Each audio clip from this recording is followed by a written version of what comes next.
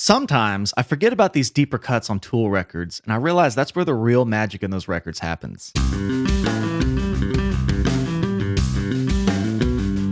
What's up, guys? Welcome back to Low End University. I've done the big hitters from Tool already here on the channel. I'm obviously a fan of the band, but Fear Inoculum is the album I have not listened to yet aside Numa, so today's video was going to be Tool's Invincible for a first-time listen, but you guys voted that I should just do the full album instead, so that's coming soon. Don't worry, stay tuned for that. So I thought, what Tool song am I going to do? Let's pick a deep cut I haven't heard in easily 10 or 15 years.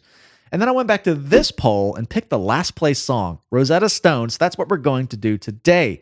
Rosetta Stone is from their fourth album, 10,000 Days, released in 2006. It's still crazy to me that this is Tool's second most recent release. But listening to this album back then, I don't really remember much of that back half of the record and certainly wasn't researching the meaning of the song. So a bit of tidbit about the song I'm reading is that the name of the song is a reference to the Rosetta Stone. Obvious. Lyrically, the song deals with a man's encounter with aliens, spiritual realizations, and his state of a coma after a DMT trip. Very interesting. The song is written in a stream of consciousness style. So this will be fun to reacquaint myself with a song. It's been a very long time since I've heard it, but I have heard it before. Let's get to it. Rosetta Stone by Tool. Vaguely familiar. I know this comes out of something kind of intense, so let's see what I remember.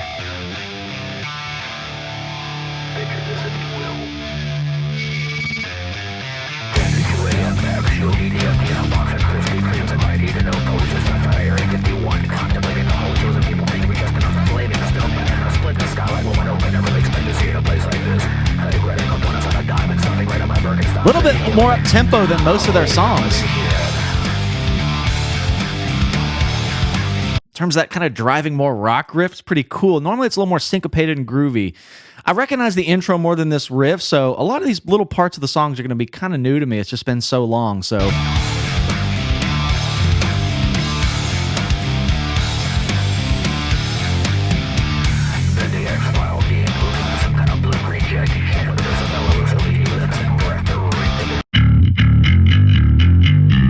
Yeah, something like that.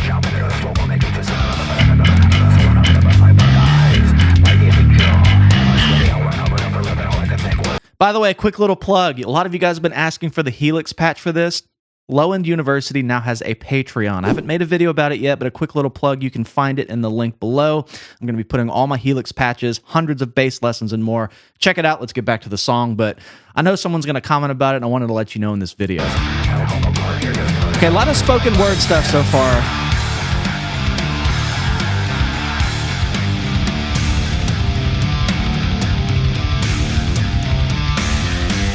Building.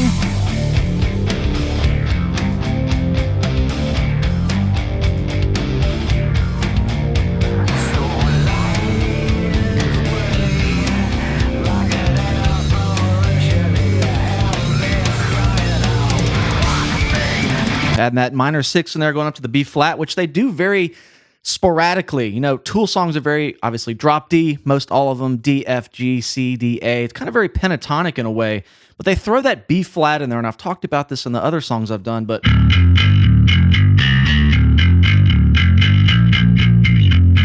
It's kind of like a pivot chord for them, which normally it's just it's a note just in the D minor scale, which is what they revolve around. But they use that B flat to kind of pivot to a different kind of riff, and it's less about landing on that minor six. It's more like, hey, we're going to pull your ear back to where we were or in a different direction. They just did that there, coming in with that kind of different vocal phrase. So far, just on that same riff. There's the B flat. Wow.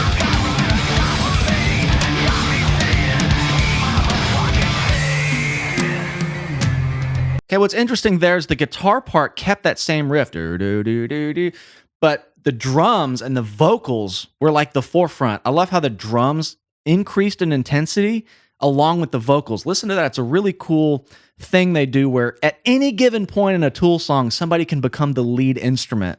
And that's just a hallmark of their sound. In this case, the drums jumped into the spotlight to kind of support those vocals, while the guitar and the bass just kept that ostinato, which I say a lot in Tool videos. It's just a repeated musical phrase that starts in the, up front and then goes to the background as something else goes in front of it. Listen to the drums and vocals here. He's building. Did I go too far? Right here.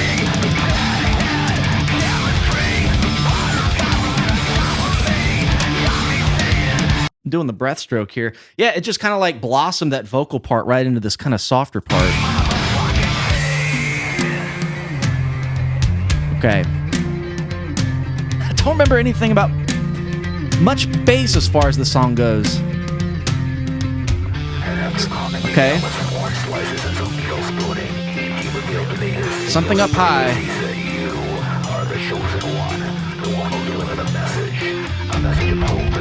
And he's not on his usual gritty tones. A little cleaner here, a little more glassy with maybe like a flanger chorus on it. It's kind of buried under all the elements, but it's kind of up here. Which is almost just the same riff. Up higher. Okay, guitar part's going back to that ostinato now.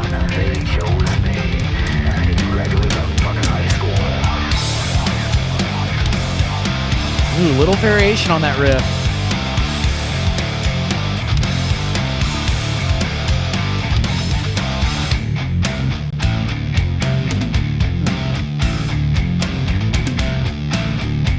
Man, I really just don't remember much about listening to this particular track.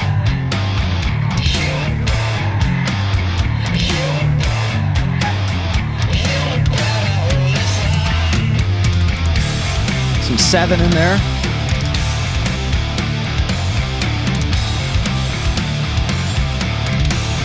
It's funny to me how Adam Jones on guitar can add one extra note into a chord. Let me say that again. He's stuck to doing the single note riffs here. Of course, in his octave, it's a little bit higher, so... Single note stuff along with the bass. It's got that more unison singular thing. And he did this a lot on Lateralis, too. It's kind of like the point in the song in which I know the song is about to explode. This is like all over Lateralis. He'll make that single note line suddenly a power chord. He'll add one note, just the fifth, to make it a power chord. Just that one addition to his part makes the song sound like twice as more intense. You can hear where he starts that right here, but it's just something he always does, and Tool are about the subtleties. It's like if one thing changes, there's an intentional reason for it. See, he's on single notes now.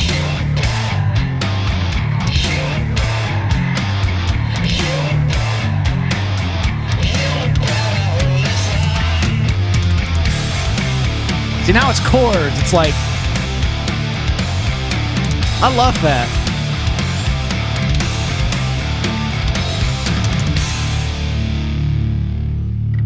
Okay.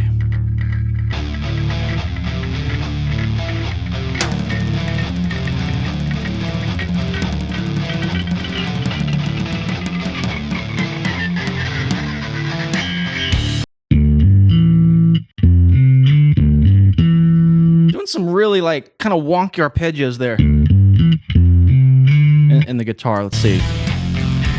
Cool voicing, kind of an inverted. I was going to say inverted, but it's more just like a 9. Kind of D to E there.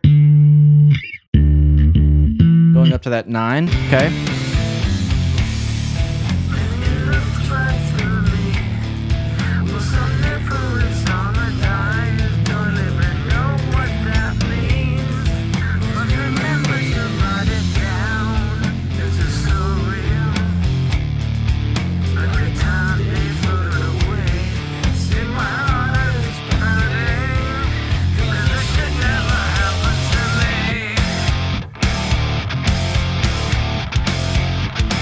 When Tool does that stop thing where they add some space into it, you just go, like, that's my reaction every time. You just know it's like just slow burning into something else. All the hallmarks are here.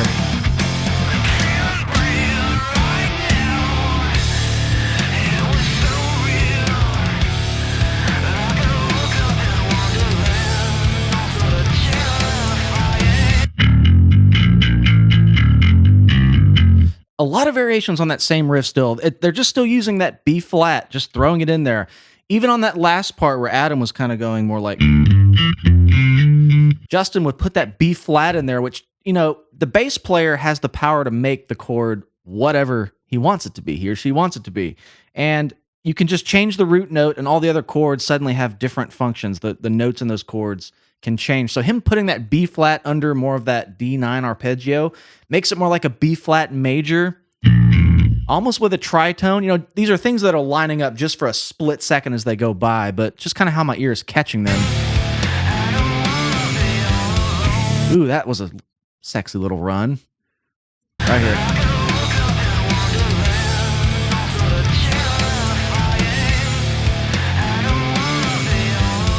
Oh, yeah.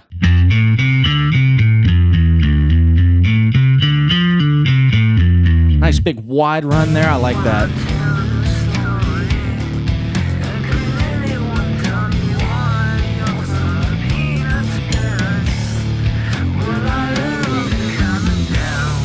That's smooth.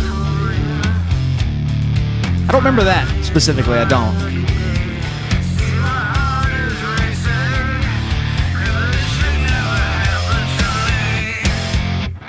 Okay, that's the second time I've heard this. Listen to how the drums subtly, not suddenly, subtly, it's kind of a hard word to say. He's just putting a little more weight into the kick drum, and he's foreshadowing those hits that I heard them for the first time a minute ago. Listen to how it almost gets your ear used to that part before it happens. That's why these Tool songs can sound so much shorter than they are. It doesn't feel like I've been listening for 5 minutes. And even more with these, the commentary. Listen to this, and we'll let it play a bit. I'm just kind of catching things as I hear them to see if they kind of set up later, which is a typical Tool thing. All right, here we go. Listen to this part. Kind of a normal Danny Carey beat.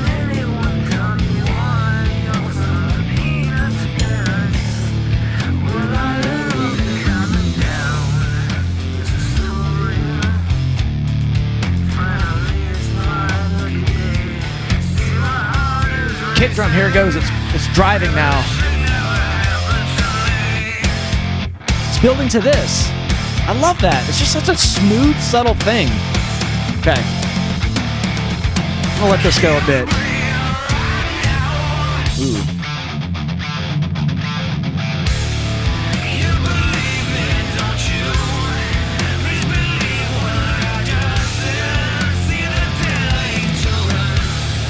Ooh, there was like background vocals there, awesome. His harmonies, it got really wide there vocally for a minute. I can't even find that hit.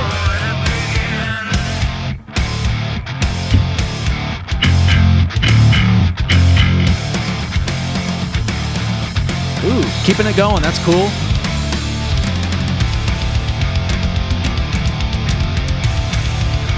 Uh-oh. When Danny starts the double bass, you know it's going somewhere. Ooh, cool. Strap down my bed, being cold, eyes red, I'm out, my head, my life, my dead, can't remember, they said, goddamn, shit bed. That part was kind of new to me. It's been a long time, y'all.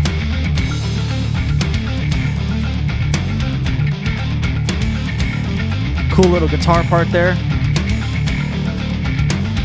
So time signature wise, I remember 10,000 Days being kind of riddled with a lot of different time signature changes you wouldn't even assume were there unless you were just really writing it down and counting it. They make it feel so natural, which is a huge part of bringing you into their world. Let's just do everything untraditional and make it sound pleasing to the ear. That is like Tool's mantra to me. I've heard a lot of 4/4 that didn't sound like 4/4, and I've heard a lot of like little phrases of 7 that sounded like 4/4. So it's like they can do both. They can make 4/4 sound not like it's 4/4, then they can make the oddest of time signatures sound normal. But the thing about time signatures is it could be anything. It's all about where the reference point is and where they place a vocal, a guitar part. Back when I listened to Numa for the first time, we had Adam playing a riff in 7 against, I think it was 4 or 5, and it lined up on a weird third bar, in the next phrase. But it's almost like the volume of that part was pulled back a bit, so it wasn't distracting to make it feel off kilter. But when you really kind of look under their hood, it's like, wow, there's a lot going on here rhythmically. So I'm not paying too much to that the more I do Tool videos, because there's always something time signature wise to talk about. But I kind of appreciate how it doesn't jump out at me and go, hey, this is an obvious 7/8. This is an obvious 7/4. It just feels like part of the song.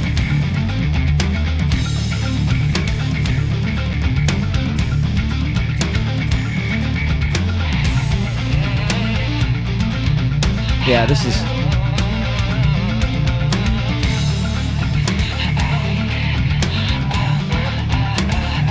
2, 4, 5, 6, 1, 2, 3, 4, 5, 6, 1, 2. See?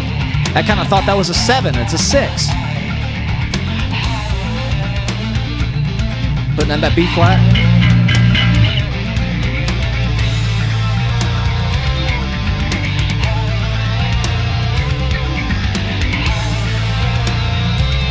Ooh, that's a cool... Something different going on in the bass there. Almost sounded like there was like a low B flat. But I think this was all 4-string. Maybe an octaver. Okay. Ooh, on G.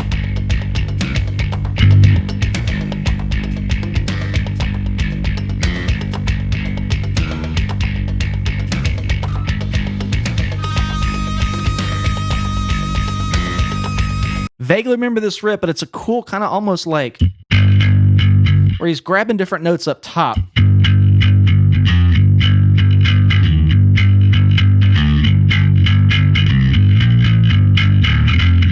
Really interesting. Let's see where this builds to.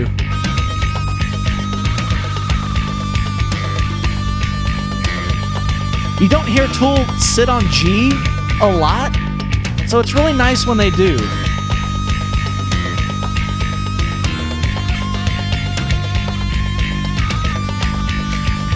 This is resonating with me.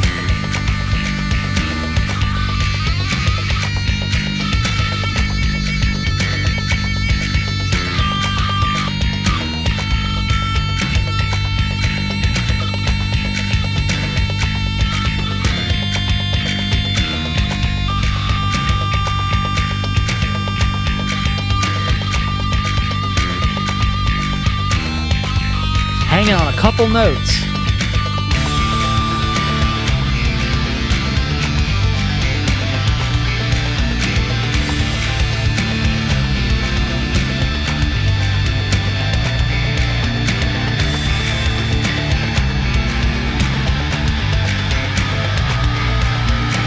Is a trippy part. The guitar, the bass is catching some accents I'm just not hearing anywhere else. It's kind of asserting its own different rhythm. And again, as I said, the deep cuts in some of these Tool albums are where like the most buried treasure is. You don't hear these kind of elements in the singles, the Vicarious, the Pot. So this is really cool to re-explore and reacquaint myself with. We're almost there.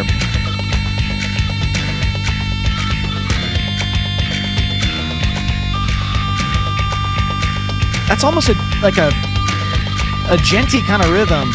The way the kick drum and the snare, dun dun dun dun dun dun dun dun dun dun dun.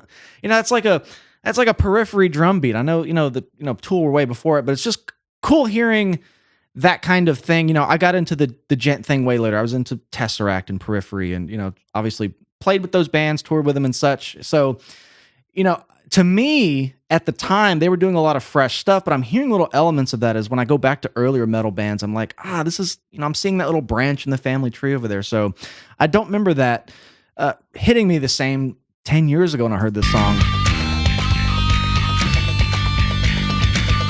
Kind of like a displaced beat thing, really interesting.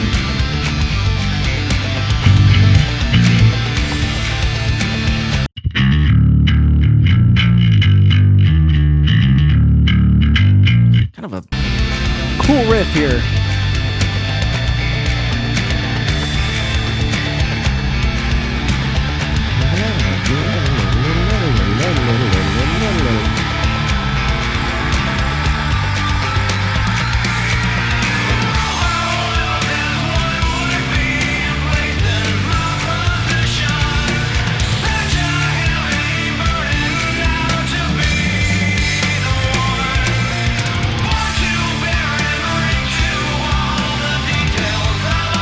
vocals have had such an interesting role in this song.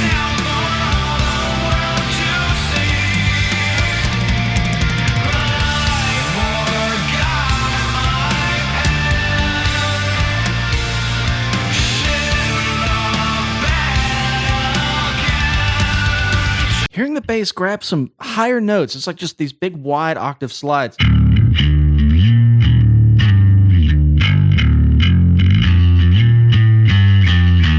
Something like that. It's mixed a little lower than, say, the pot. And I want to say about the vocals, they've had such an interesting role this whole song. It's been, you know, in past videos when I say Maynard isn't the vocalist, he's another instrumentalist in the band. I really believe that because his vocals are so much more 3D than your typical lead singer. And the way it fits in their compositions is just like a fourth instrument. Guitar, bass, drums. Vocals as an instrument, not just like vocals with three instrumentalists. So the effects, the blending, the textures, the panning, it's been anything but a lead vocal in a lot of ways. I love that about this band. He doesn't want it to be the focus.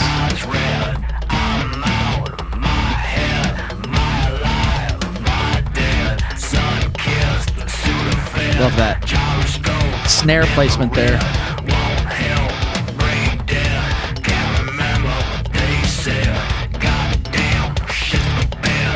There's that line. I do remember that. Goddamn shit the bed. I remember that. I knew it was coming up.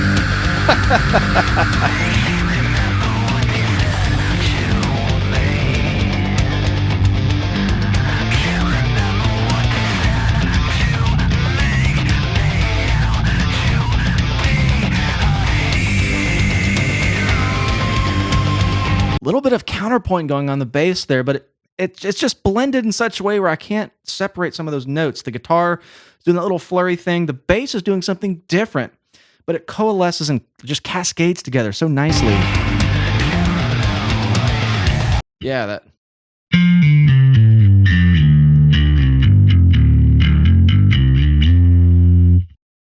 I got to hear that little bass fill again. That was just a cool. I don't hear Justin do this stuff a ton.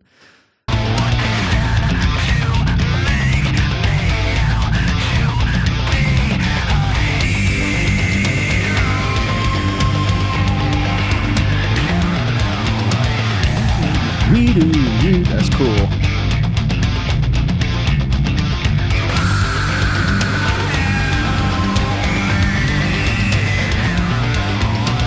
This is a lot more nuanced than I remember.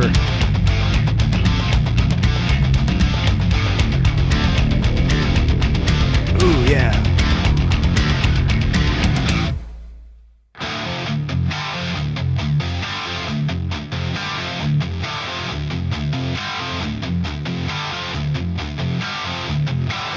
Got a bounce to it.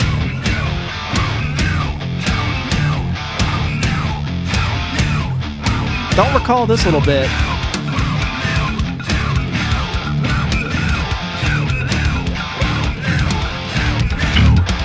I'm not even gonna try. We're getting off here.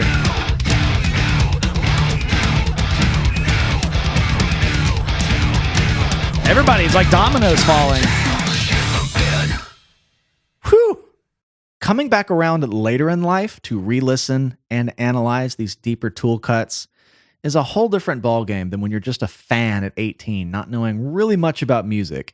This is much more complex and nuanced than I even remember. And I did come from the age of listening to full albums, and that was kind of your only choice. You know, I had my first car with a CD player, Honda Civic, and I would just wear albums out. You're driving around passively listening to them. You don't know when a track stops and starts, especially for bands like Tool. But I do remember the track before this having kind of a prologue aspect to this. And I thought about doing 2 songs, but this video is already getting a little long, so I didn't want to keep you too long. But really cool. There's a lot of little parts of that song I remember and a lot I just really don't at all. This is a very different shade of Tool. You know, just the fact that they riffed around on G as home base for a long time instead of D is just a big change for them. And I love that it got really layery, kind of atmospheric, kind of an ambient side of Tool sound with just a lot of little ear candy things going on, where Tool has the tendency to be just really powerful, singular, just very narrow, the wall of sound kind of thing. And it's those back half of the record songs that you just forget they have that side of them, and I did too. So this was a real treat to go back and pick last place on a Tool poll I did. Again, this was going to be Tool's Invincible, but since we're doing a Fear Inoculum full album listen soon, wanted to come back and do something I had not heard in a long time. So thank you guys who requested Rosetta Stoned. I appreciate you guys watching and hanging with me for these longer episodes. It's been a long one. Make sure you subscribe, like the video. I love you all as always. Cheers, and we will see you next time.